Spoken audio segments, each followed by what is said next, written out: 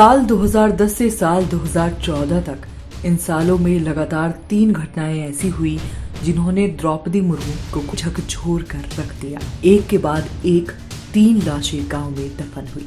लेकिन मुर्मू की जिंदगी में ट्रेजेडी की शुरुआत इससे भी पहले हो चुकी थी। मुर्मू की लाइफ की पहली ट्रेजेडी साल 1984 में हुई थी। इसका जिक्र गांव में कोई नहीं करता। उनकी पहली संतान की मौत, जो महज 3 साल की उम्र में दुनिया छोड़कर चली गई थी।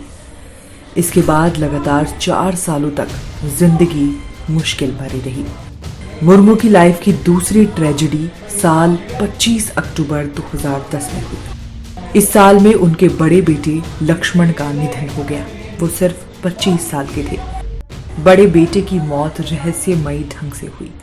करीबियों ने बताया कि वो अपने दोस्तों के घर पार्टी में गया था। रात घर लौटा, कहा मैं थक गया हूँ, डिस्टर्ब मत करना। सुबह दरवाजा खटखटाया गया तो खुला नहीं। किसी तरह दरवाजा खोला गया तो वो मरा हुआ मिला।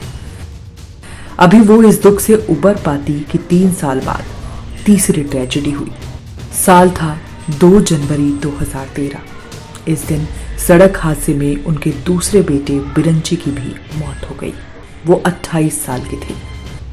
मुर्मू की लाइफ की चौथी ट्रेजेडी साल 1 अक्टूबर 2014 में हुई। इस साल मुर्मू के पति श्याम चरण का भी निधन हो गया। तब श्याम 55 साल के थे। कॉलेज के दिनों में ही उनकी मुलाकात श्याम चरण मुर्मू से हुई थी। पिताजी यानी बिरंची नारायण टुडू को जब उनके प्रेम के बारे में पता चला तो वे द्रौपदी से गुस्सा हो गए। वे इस रिश्ते से खुश नहीं थे।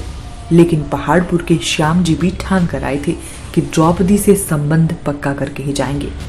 उन्होंने अपने रिश्तेदारों के साथ 3-4 दिन के लिए उनके गांव में डेरा डाल लिया। उधर द्रौपदी ने भी मन बना लिया था कि शादी करूंगी तो उन्हीं से।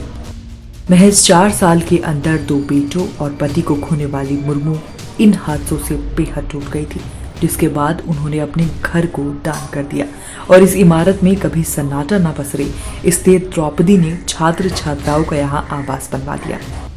उनकी भाभी शाक्या मुनि ने बताया, जब बड़े बेटे की मौत हुई तो द्रौपदी 6 महीने तक डिप्रेशन से उबर नहीं पाई थी।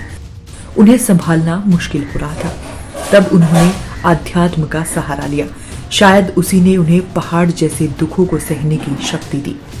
इसके बाद जब उनके छोटे बेटे की मौत हुई तो द्रौपदी ने छोटे बेटे की मौत की खबर फोन पर देते वक्त कहा, रोकर घर मत आना, जैसे सामान्य घर में मेहमान आते हैं वैसे आना। वही रायरंगपुर में ब्रह्म कुमारी संस्थान की मुखिया सुप्रिया कहती हैं, जब बड़ा बेटा खत्म हुआ था तो द्रौपदी बिल्कुल हिल गई थी। उन्होंने हमें अपने घर में बुलाया और कहा कि कुछ समझ नहीं आ रहा, क्या करूं। मैंने कहा आप सेंटर आइए, आपके मन को शांति मिलेगी। लेकिन उनका ध्यान कभी नहीं छूटा, रूटीन कभी नहीं टूटा।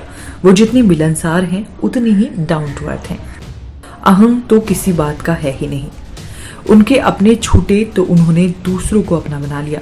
वो कहती हैं, द्रौपदी अपने साथ एक हमेशा ट्रांसलाइट और शिव बाबा की छोटी पुस्तिका रखती हैं ताकि कहीं दूसरी जगह जाने आने पर भी उनका ध्यान का क्रम ना टूटे।